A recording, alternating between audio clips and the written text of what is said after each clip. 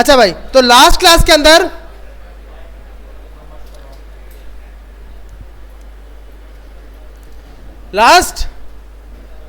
हम कुछ बोलना चाह रहे हैं, बोल लें। सबसे लास्ट आपस में बातें खत्म होंगी तो स्टार्ट कर पाएंगे ना। अच्छा, तो हमारे पास एबर का टैग था। एबर का मकसद एब्रीविएशन, जिस पे हम फुल फॉर्म दिखाते हैं, जो कि आपके पास जैसे माउस जाता है तो उस टेक्स्ट के नीचे 3 डॉट्स लगे आ जाते हैं, मतलब 3 से ज्यादा डॉट्स, कि इसकी फुल फॉर्म अगर देखना चाहते हो तो आप देख सकते हो। उसके बाद आपके पास नया टैग होता है सीटी, जिसके अंदर आप डेफिनेशन को पास करते हो। अब इसका काम क्या होता है, हमारे पास कोई भी मेन हेडिंग, आपके पास कोई भी हेडिंग होगी तो आप DFN के अंदर पास करोगे कि हमारी ये डेफिनेशन है। इससे पहले हम CT यूज किया करते थे HTML4 के अंदर। अभी आप इसकी जगह सिंपल क्या यूज कर रहे होते हो, डेफिनेशन, कि आपके पास किसी भी चीज की डेफिनेशन है ये। उसके लिए जो टैग यूज किया जाता है वो कौन सा है, DFN, डेफिनेशन। डेफिनेशन से आउटपुट पर फर्क नहीं पड़ेगा, पर SEO पर अगर कोई डेफिनेशन सर्च करेगा तो डेफिनेशन का टैग की वजह से वो सर्चिंग में आ पाएगा। जो CT में टैग है, CT टेक्स्ट अटैलिक कर देता है। टेक्स्ट क्या कर देता है, अटैलिक फॉर्मेट में। डेफिनेशन क्या करता है कि आपके पास एक डेफिनेशन बना देता है। डेफिनेशन का आउटपुट पर कुछ फर्क नजर नहीं आएगा, लेकिन जब इसकी SEO की जाएगी, मतलब आपको मैथ की डेफिनेशन चाहिए तो आप मैथ को DFN के अंदर डालोगे। मतलब आपने एक सिंपल टेक्स्ट की वेबसाइट बनाई है जिसपे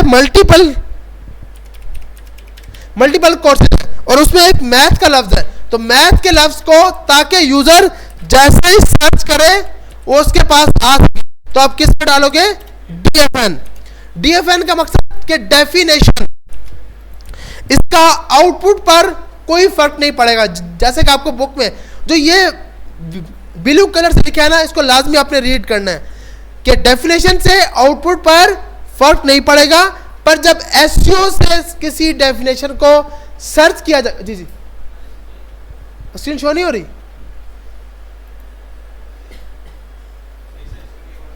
स्क्रीन किसी के पास भी नहीं हो रही, पीछे इन दोनों हो रही है, लास्ट हो रही है, इस पे नहीं होगी भैया। हम तो स्टार्टिंग में बैठे हैं, हम तो बैठे आगे हैं, हमें तो जरूरत नहीं होनी चाहिए, क्योंकि ये चीज जो पीछे वाले हैं ना उनके लिए है। लास्ट आप दोनों के पास नहीं हो रही यार, यहां पे कहीं सीट खाली है आगे, या एक इधर आ जाओ और एक अपनी सीट को इधर ले आओ यार, सीट इधर ले आओ, हाँ वहां बैठ जाओ। और लास्ट पे आपके पास और आपके पास चल रहा है, आप उनके सिस्टम पे देख रहे हो, सेट है, हाँ यहां बैठ जाओ।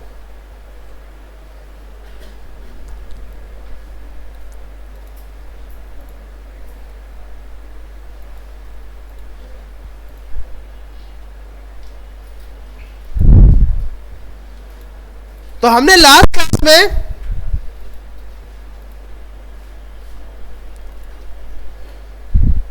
हम अपना कोड भी एक बार ओपन कर लेते हैं, जो लास्ट क्लास में हमने कोड किया था।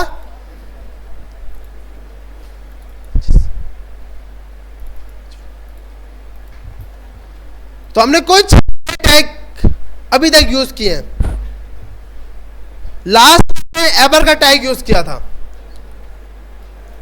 अब दूसरा टैग हमारे को बताया गया डेफिनेशन, DFN, जिसकी फुल फॉर्म होती है कि आप डेफिनेशन कोई भी होगी तो आप इसके अंदर लगाओगे, इसका टेक्स्ट पे आउटपुट कुछ भी फर्क नहीं आएगा। मैथ इज वेरी डिफिकल्ट, ऐसे ही है, आधों के लिए होगी, आधों के लिए आसान होगी। जिन्होंने मार नहीं खाई उनके लिए इजी होगी, जिन्होंने मार खाई उनके लिए मुश्किल होगी। तो अब जब आपने ये लिखा तो अब क्या है कि जब यूजर इस मैथ को सर्च करेगा तो आपके पास डेफिनेशन के होने की वजह से मैथ सर्चिंग में आएगा। सिर्फ कौन सर्चिंग में आएगा, मैथ। आपने जो मेन हेडिंग होती है वो डेफिनेशन के अंदर पास करनी है। डेफिनेशन में क्या पास करनी है, मेन हेडिंग। तो आपके पास में जो मैथ लिखा है ये एक हेडिंग की वजह से जब इसको सर्च किया जाएगा तो ये शो होगा, लेकिन अगर हम इसका आउटपुट चेक करें तो आउटपुट में कुछ फर्क नहीं आएगा, हैज अ टेक्स्ट ही लिखा हुआ आएगा। जब आप यहां पे जाते हो तो मैथ जहां यहां लिखा है मैथ इज डिफिकल्ट, तो सिंपल टेक्स्ट में क्या है, कुछ फर्क नहीं आ रहा, ऐसे ही है ना भाई जी जी। जब आपका यूजर यहां पे है ना मैथ सर्च कर रहा है, मैथ मैंने सर्च किया तो ये मल्टीपल वेबसाइट्स आ गई, तो जब यूजर उस लफ्ज को सर्च करेगा और हमारी वेबसाइट के अंदर एसईओ हुई पड़ी होगी जो कि बहुत अच्छी जो सर्चिंग के लिए, तो वो आएगा सर्चिंग में। मतलब आपका कंटेंट कहीं भी पड़ा है लेकिन क्या है कि यूजर जब उसको सर्च करे तो वो सबसे ऊपर आए, ट्रैफिक पर आए। हाँ, तो इसलिए बिल्कुल सर्च इंजन ऑप्टिमाइजेशन के लिए, तो इसलिए ये टैग यूज करते हैं। तो सिटी और इसमें फर्क क्या है, सिटी सिर्फ अटैलिक टेक्स्ट को अटैलिक करता था, टेक्स्ट को क्या करता था, अटैलिक। ये क्या करता है, सर्चिंग में भी लेके आता है। अगला टैग है, सर स्टार्टिंग में नींद आ गई है, तो स्टार्ट में सोना नहीं है ना यार, अभी तो स्टार्ट किया मैंने। अच्छा, अगला क्या, ऑथर की डिटेल। मिसाल के तौर पर आपने यहां लिखा है कॉन्टैक्ट ऑन मेल, क्या आप मेल पर कॉन्टैक्ट करो। अब आपका ईमेल यहां पर लिखा हुआ है,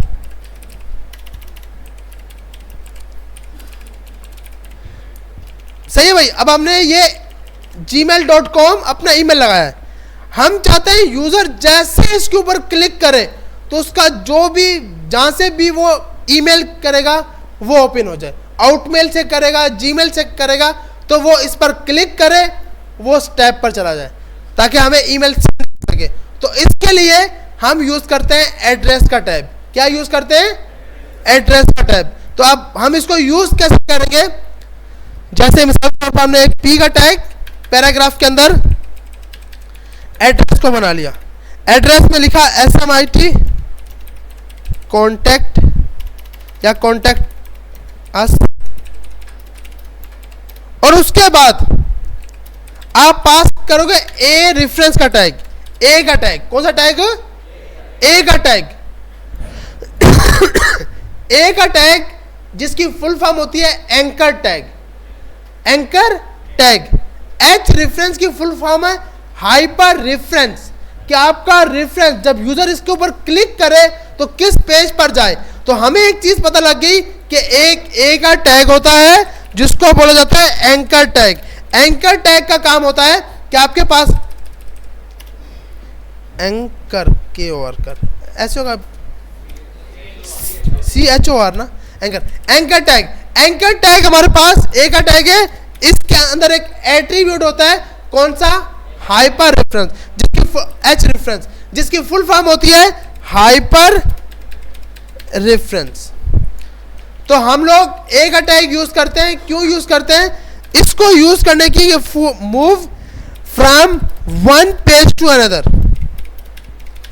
एक पेज से दूसरे पेज पे जाने के लिए हम कौन सा टैग यूज करते हैं, ए का टैग यूज करते हैं। ए का टैग के अंदर एक एट्रीब्यूट होता है हाइपर रेफरेंस, जिसके अंदर हम ये बताते हैं कि आपने किस पेज पर जाना है। इसमें हाइपर रेफरेंस के अंदर हम दो टाइप की लिंक दे सकते हैं, एक ऑनलाइन लिंक, जिस ऑनलाइन लिंक को बोला जाता है एब्सोल्यूट रेफरेंस। ऑनलाइन लिंक जो होगी वो क्या होगी, एब्सोल्यूट नहीं, एक मिनट सॉरी, गलती है भाई, हमारी गलती है, एब्सोल्यूट सिस्टम का होगा रिलेटिव यूआरएल या रिलेटिव रेफरेंस। एब्सोल्यूट जो होता है ना वो आपका सिस्टम का पाथ,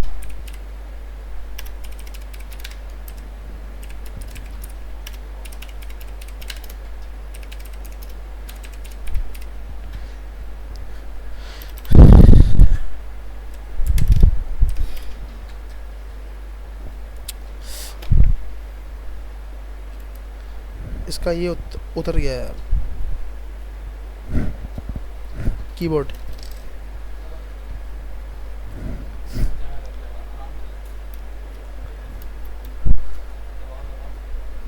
लगेगा ना, हाँ अब सही सही है।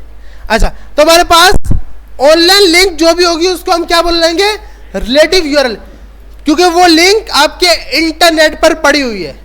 अगर वो लिंक आपके सिस्टम की है तो आप उसको ऑफलाइन या फिर एब्सोल्यूट पाथ बोलोगे। एब्सोल्यूट पाथ आपके सिस्टम का पाथ होगा, आपके सिस्टम का पाथ होगा। तो अब हम जब इस ए के टैग को यूज कर रहे हैं, ए के साथ साथ एड्रेस पास करना बहुत जरूरी है।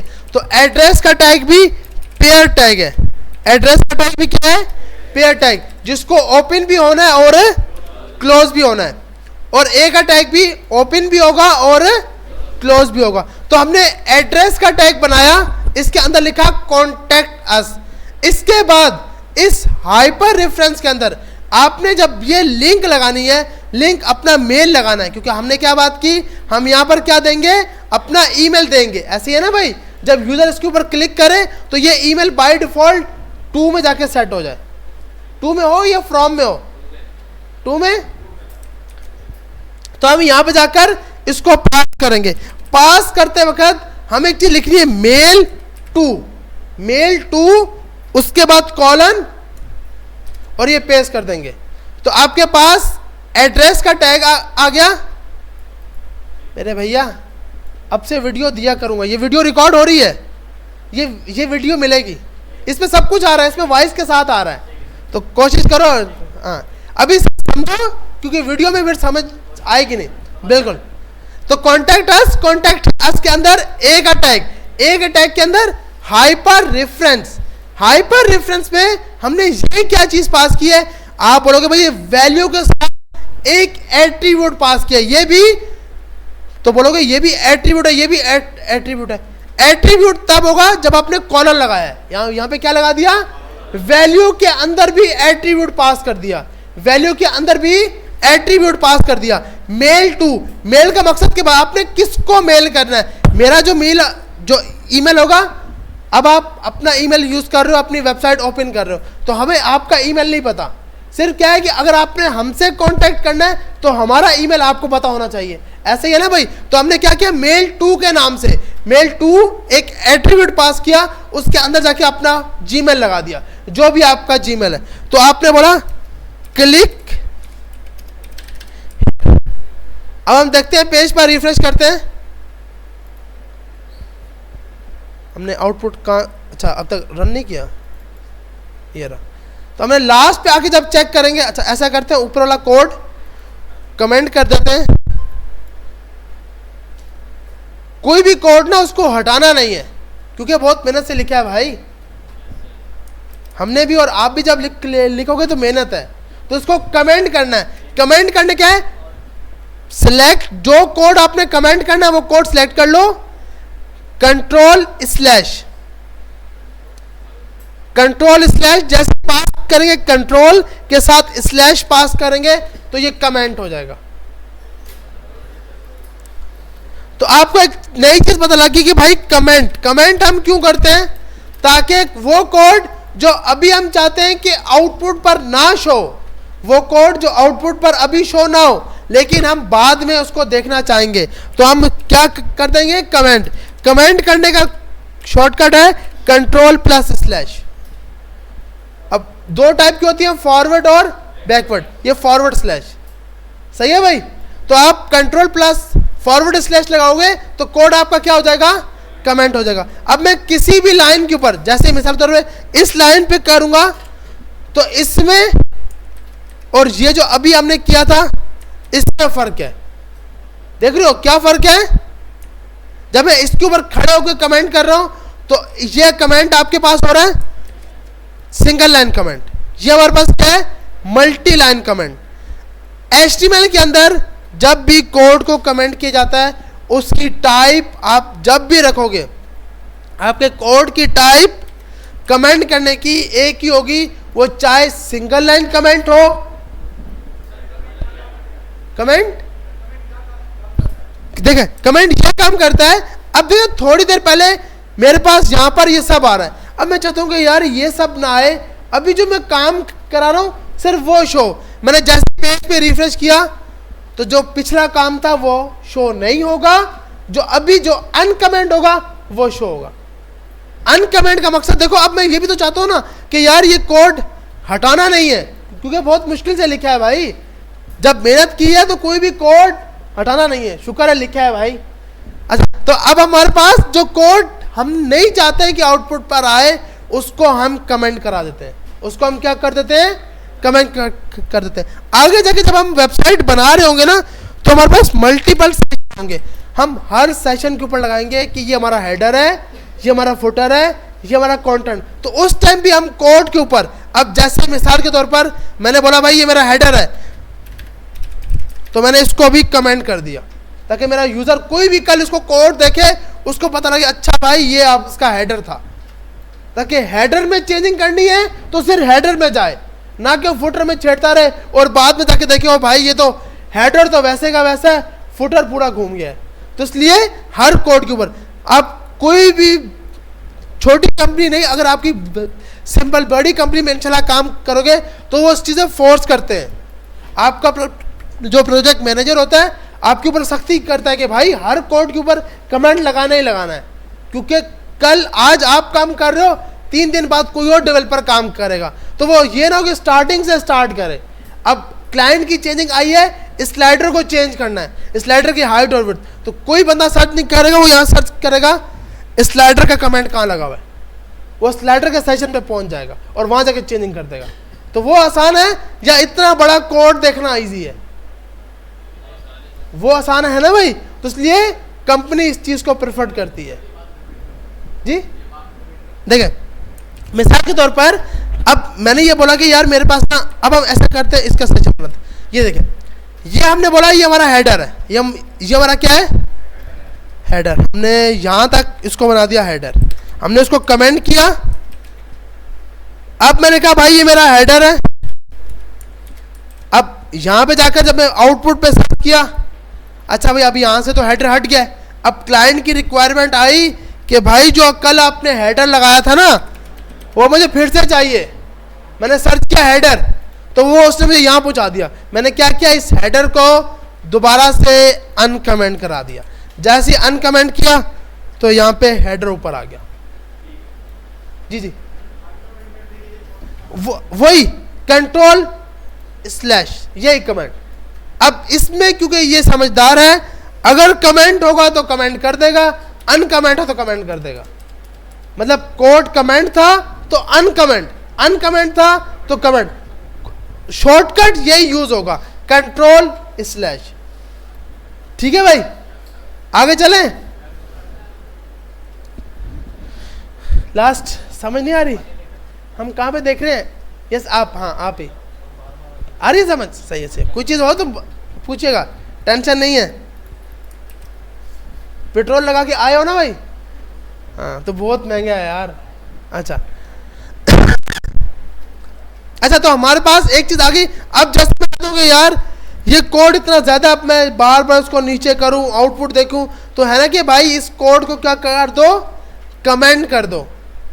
कोड को क्या कर दो, कमेंट। सिलेक्ट किया जहां तक कमेंट करना है, ये मैंने कमेंट कर दिया। अब जब मैं आउटपुट पे जाऊंगा तो सिर्फ आज का कोड नजर आएगा। सही है भाई?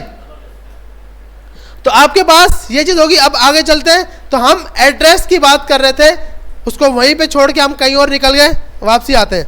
अच्छा, तो हमारे पास हमने ये चीज देखी कि एड्रेस का टैग हम सिर्फ इसलिए यूज करते हैं ताकि कोई भी यूजर अगर मुझे मेल करे तो उसको ईमेल मेरा ढूंढना ना पड़े। बाय डिफॉल्ट इस बटन पे क्लिक करे, जैसे क्लिक करेगा ये आपसे पूछेगा भाई किस पे ओपन करो। अभी हमने कहा गूगल पे ओपन करो, ये बड़ा मसला है भाई। इसको हमने यहाँ से उठाकर अगर कॉपी किया और यहाँ पे आके पेस्ट करते हैं। अब भी अकाउंट पूछ रहा है किस पे जाए। अच्छा, अगर अकाउंट यहाँ पे कनेक्ट होगा ना आपके पास, तो ये डायरेक्ट आपका जीमेल सेट करा देगा। हम यहाँ पे पहले अकाउंट कनेक्ट कर देते हैं।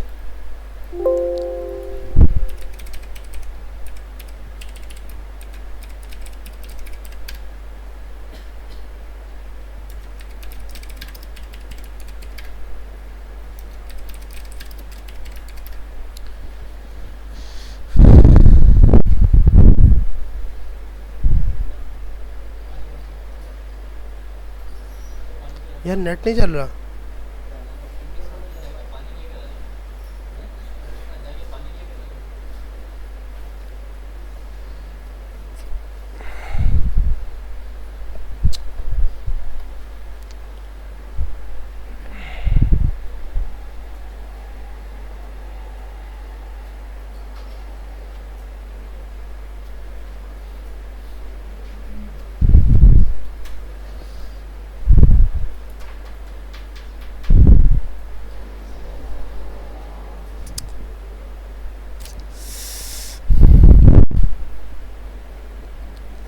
आजा भाई आजा यार आजा,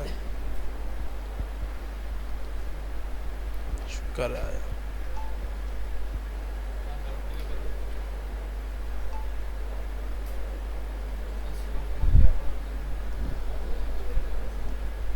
करोगे अभी ये वक्त है, अभी करो ऐसे यहाँ या लूँगा इंशाल्लाह कब।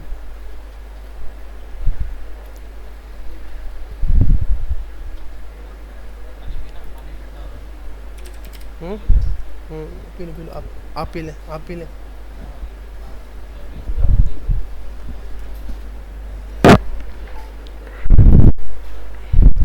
ये सब कुछ करने की वजह सिर्फ ये दिखाने का है कि भाई यहाँ पे आपका 2 सेट हो जाएगा। जो वहां पे था, जो आपने यहाँ पर क्या दिया था 2 में जो भी डेटा दिया ना, देखें अब जब मैं इस पर क्लिक करूंगा ये डायरेक्ट मुझे यहाँ पे लेके आ रहा है, और जो ईमेल था वो यहाँ पे आके खुद सेट कर देगा। आप यहाँ पर जो भी ईमेल लगाएंगे वो ईमेल यहाँ पे सेट हो जाएगा। जैसे समझ नहीं आ रही, ये हमारा ईमेल है, समझ नहीं आ रही, हमने पेज पे रिफ्रेश किया, अब जैसे इस पर क्लिक करेंगे तो अब यहाँ पे आ जाएगा समझ नहीं आ रही @gmail.com। सही है भाई। तो हमारे पास ये चीज़ समझ आ गई कि हमें जब भी, क्योंकि हर वेबसाइट के अंदर कॉन्टैक्ट अस और अपना ईमेल लगाना बहुत ज़रूरी होता है, ऐसे ही है ना भाई। तो इस चीज़ को करने के लिए हम ए का टैग हाइपर रेफरेंस मेल 2 के बाद कॉलन के बाद आप अपना जीमेल पास कर दोगे। सही है भाई। तो ये आपके पास आउटपुट में फर्क दिखा देगा। अब उसके बाद हमारे पास जी जी ईमेल के मैं दिखा रहा हूं, एक मिनट। ये इसकी बात कर रहे हैं।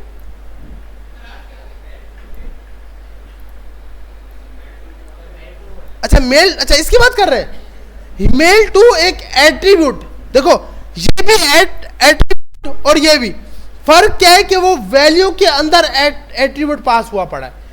ये आपका एट्रीब्यूट आगे कॉलन, वैल्यू में जब भी एट्रीब्यूट पास होगा तो उसका नाम आगे उसका कॉलन और उसकी वैल्यू, कि उसकी वैल्यू क्या होगी।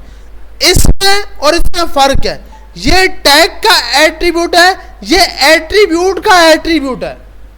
फर्क क्या है कि ये एच रेफरेंस टैग का एट्रीब्यूट है, मेल टू एट्रीब्यूट किसका है, एच रेफरेंस का, जो कि एच रेफरेंस तो खुद ही एट्रीब्यूट है किसका, ए का। तो जब भी एट्रीब्यूट का एट्रीब्यूट आएगा वो एट्रीब्यूट का नाम साथ में कॉलन। ठीक है भाई, यहां तक सबको समझ आ गई। ये बहुत जरूरी चीज है, हमें समझ आनी चाहिए। नहीं मेल टू, यहां पर मेल टू, यहां पे आप अपना ईमेल लगाओगे, जो भी ईमेल होगा ये मेल टू ही लिखना है। अगर मैंने जैसे मेल आई को कैपिटल, यहां पर 2 को कैपिटल कर, अबे भाई बड़ा कब होगा, ये हो गया, ये 2 को बड़ा कर दिया। यहां पे आए, पेज पे रिफ्रेश किया,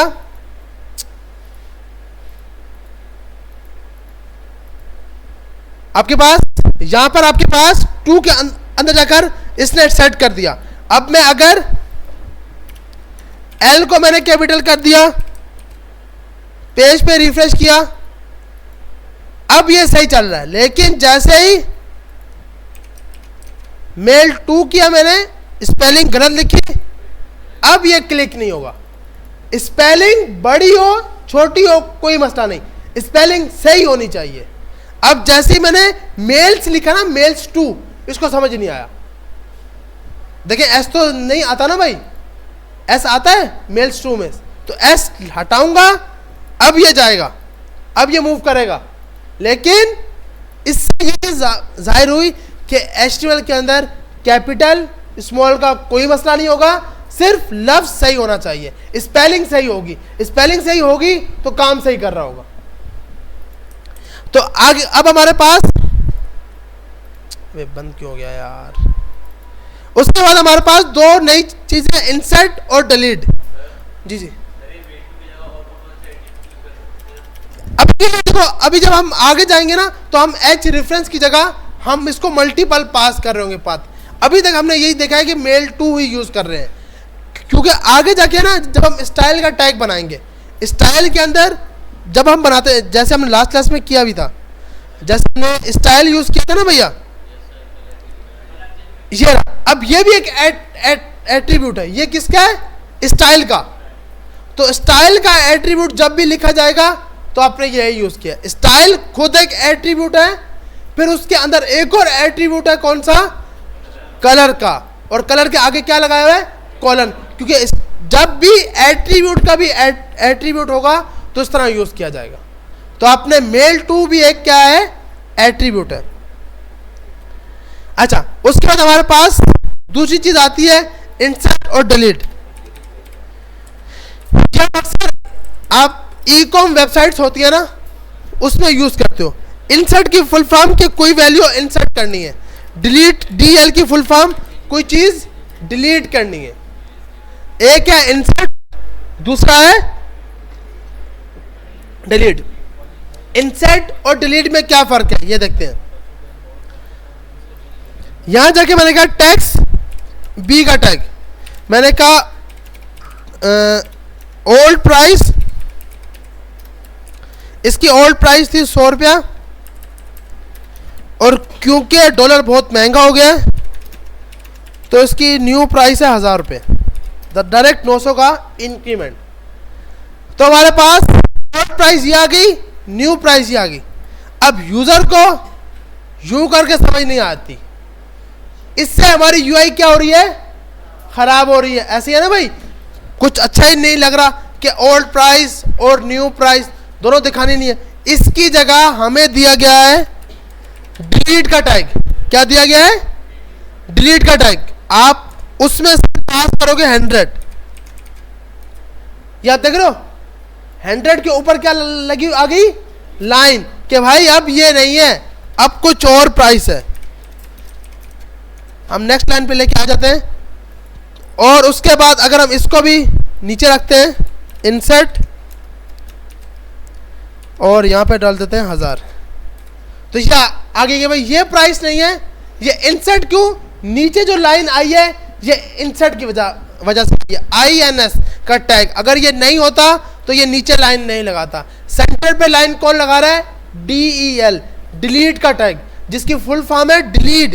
डिलीट भी एक बिल्कुल पेयर टैग है, इंसर्ट भी एक पेयर टैग है। जैसे अगर इसको बंद नहीं करता, मैंने इसको बंद नहीं किया, तो जितना भी टेक्स्ट इससे आगे लिखा जाएगा सबके नीचे लाइन आती जाएगी।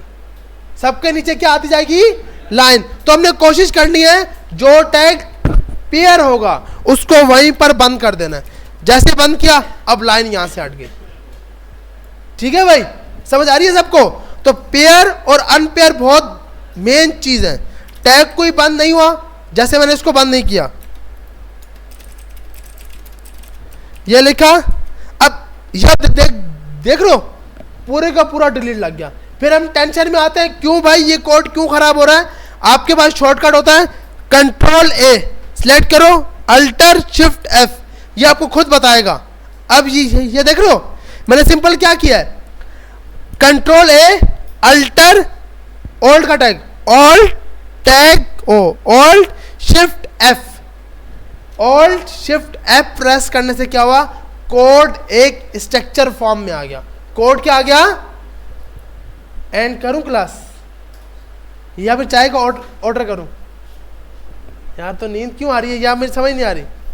कोशिश कर, अच्छा तो कोशिश करो यार, सो नहीं ना। अगर लग रहा है कि समझ नहीं आ रही तो पूछो कुछ चीज। ये देखो, ये यहाँ पे उर्दू हो गई है, अब इसको चेंज कैसे करें? ऐसा कभी भी हो जाए, ये देख रहे हो यहाँ पे क्लिक करोगे, इंग्लिश पे क्लिक हो जाएगा। ठीक है भाई, ये मैंने जान के नहीं किया, खुद ब खुद हो गया था।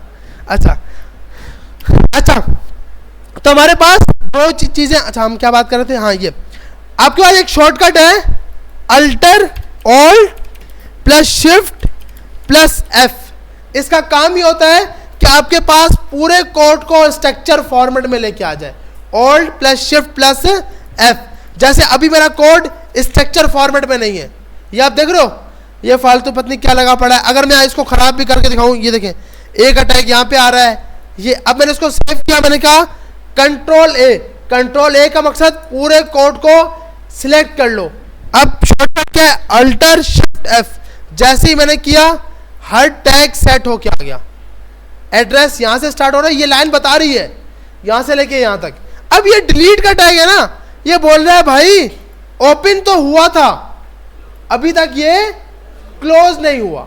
ऐसे है ना भाई, ये ओपन तो हुआ है लेकिन क्लोज नहीं हुआ। तो हमने कहा अच्छा हाँ ये हमारी मिस्टेक है, हमने यहां जाके ये लगाया, इसने खुद ब खुद कर दिया। अब हम सिलेक्ट करेंगे तो अब ये यहीं तक जाके सेट हो गया, इसकी लाइन नहीं बनी। तो ये लाइन आपकी हेल्प करेगा कि कौन सा टैग बंद हुआ, कौन सा टैग बंद नहीं हुआ। ओवरलैप भी कर देगा, बिल्कुल ऐसे ही है। मतलब अब ये आपने बंद नहीं किया ना, हाँ अब देखो इंसर्ट भी देखो, इसके ऊपर इंसर्ट लग रहा है, इसके ऊपर इंसर्ट लग रहा है, इसके ऊपर इंसर्ट आ रहा है, लेकिन क्योंकि पीछे से डिलीट भी है इंसर्ट भी है, दोनों को लगा रहा है, ओवरलैप कर रहा है। मतलब अपनी प्रॉपर्टी तो शो कर रहा है। जैसे इंसर्ट का टैग यहां से लेके यहां तक था, हाँ डिलीट उसका ओवरलैप, बिल्कुल बिल्कुल। तो इसलिए जो टैग आपको पता लग रहा है कि भाई ये टैग लाजमी पेयर है, जैसे इंसर्ट का और डिलीट का टैग भी पेयर है, तो जब ओपन किया है तो बंद लाजमी खुद ब खुद करना है। और जो कीबोर्ड जो हम लोग यूज कर रहे हैं VS कोड, ये हमारी हेल्प करता है। कोई भी मैं ओपन करता हूँ DL इंटर करोगे खुद ब खुद बंद कर देगा। तो ये आपकी हेल्प करता है कि भाई आपको बंद करने की जरूरत नहीं, हम बंद कर देंगे। तो हमें दो नई चीजें पता लग गई, डिलीट और इंसर्ट। डिलीट और इंसर्ट में फर्क क्या है, कोई भी प्राइस को काटना हो तो DL की लाइन लग जाएगी, वरना इंसर्ट का टैग लग जाएगा नई प्राइस के लिए। तो ये आउटपुट हमारे सामने है कि इसके ऊपर प्राइस नहीं है, न्यू प्राइस ये है। तो ये अच्छा लग रहा है या फिर ये अच्छा लग रहा है नीचे वाला, क्योंकि UI के हिसाब से भी हमारा, अगर हम इसकी बात करते हैं, जैसे अभी हम एक वेबसाइट पे काम कर रहे हैं, इससे पहले वाला बैच, अच्छा यहाँ पे अभी शो नहीं हो रहा मैंने, तो उस हिसाब से उसकी UI पे भी बात करते हैं, तो आपका डेटा इस टाइप शो होगा तो अच्छा लगेगा, ना कि ये डेटा।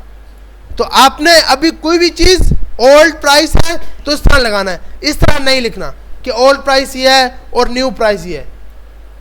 सही है भाई। उसके बाद नया टैग आता है BR का टैग, ब्रेक लाइन। अब आप बोलोगे इसकी फुल फॉर्म क्या है, BR क्या है, पूरा ब्रेक। अब बोलोगे तो लाइन क्यों है, क्योंकि लाइन को ब्रेक करता है, इसका नाम सिर्फ है ब्रेक, कि कहीं पर भी ब्रेक लगा दो। जैसे हुकूमत कहीं भी ब्रेक लगा देती है ना डॉलर की, और फिर या तो पेट्रोल ऊपर जाता है या डॉलर ऊपर जाता है, तो ये चीज है। तो वहां पे देखिए वो लगाते हैं ब्रेक। यहां पर भी यही है कि भाई इस लाइन को यहां पे रोक दो, नया डेटा नेक्स्ट लाइन से आए। थोड़ा छोटा भाई, थोड़ा छोटा नहीं, माउथ को थोड़ा छोटा खोलेंगे तो अच्छा लगेगा ना, मेहरबानी, थैंक यू। तो ब्रेक लाइन, तो ब्रेक लाइन हमारे पास क्या है कि लाइन को ब्रेक करेगा। अब जैसे मैं चाहता हूं कि यार ये एक लाइन पे आए, ये दूसरी लाइन पे आए, तो ये दोनों तो आ नहीं सकते, क्योंकि जब तक मैं H1 में ना दूं, H क्या है, अलग अलग लाइन। तो इसका शॉर्टकट होता है कि BR का टैग लगा दो, खुद ब खुद नेक्स्ट लाइन पे मूव हो जाएगा। ओह सॉरी, यहाँ पे पेज डिफरेंस। तो ये क्या हो गया, ओल्ड प्राइस, ये न्यू प्राइस, नेक्स्ट लाइन पे चला गया। अब इसका ये मकसद नहीं सिर्फ उसको नेक्स्ट लाइन पे लेके जाएगा, जितने BR लगाएंगे उतने उतना नीचे मूव करता जाएगा। जितने BR टैग से ये मुराद नहीं कि नेक्स्ट लाइन पे लेके जाएगा, BR का टैग का मकसद कि पूरी लाइन को छोड़ के नेक्स्ट लाइन पे चला जाएगा। तो दो है तो दो लाइंस को छोड़ देगा। सही है भाई, यहां तक सबको समझ आ गई। अच्छा भाई, उसके बाद आगे चलते हैं। हमारे पास अगला टैग है, चैप्टर एंड हो गया। अब इस चैप्टर में हमने कुछ हेडिंग के टैग सीखे, कुछ सब हेडिंग सीखी, कुछ पैराग्राफ सीखे। उसके बाद हमें ई एम का टैग पढ़ा अटैलिक करने के लिए, आई का टैग पढ़ा अटैलिक करने के लिए, बोल्ड के लिए बी का टैग पढ़ा, स्ट्रॉन्ग पढ़ा, और आपके पास अभी जो ई एम का टैग, एड्रेस का टैग, एबर का टैग, ये सब पढ़ा। Structure, display effect of a tag, example P for a paragraph, H for a heading. ठीक है भाई, आपके पास बाकी टैग थे कि हिडन होती है। टैग के पीछे एक मीनिंग हिडिंग होती है, मतलब हर टैग की अपनी अपनी मीनिंग होती है। हेडिंग की मीनिंग है कि आप टेक्स्ट को हेडिंग कर देना, बोल्ड कर देना। पी का मकसद कि टैग को पैराग्राफ फॉर्मेट में, कि टेक्स्ट पैरा फॉर्मेट में आ जाए। आपको वीएस कोड कैसे ओपन करना है ये आपको अभी बता रहा है कि कोई भी फोल्डर में जाके कोड स्पेस डॉट लिखेंगे तो उस फोल्डर में वीएस कोड ओपन हो जाएगा। कैसे, मिसाल इसको हम करके देख लेते हैं। जैसे मेरे पास ये फोल्डर है, मैं चाहता हूं ये वीएस कोड में ओपन हो। यहां पे क्लिक करेंगे, CMD लिखने के बाद इंटर कर देंगे। CMD की फुल फॉर्म क्या है? Command line interface. आप यहां लिखोगे कोड स्पेस डॉट, जैसे ही लिखोगे आपके पास वीएस कोड में वो फोल्डर ओपन होके आ जाएगा। सही है भाई, यहां तक सबको समझ आ गई? सही है। अजान के बाद नया टॉपिक स्टार्ट करते हैं।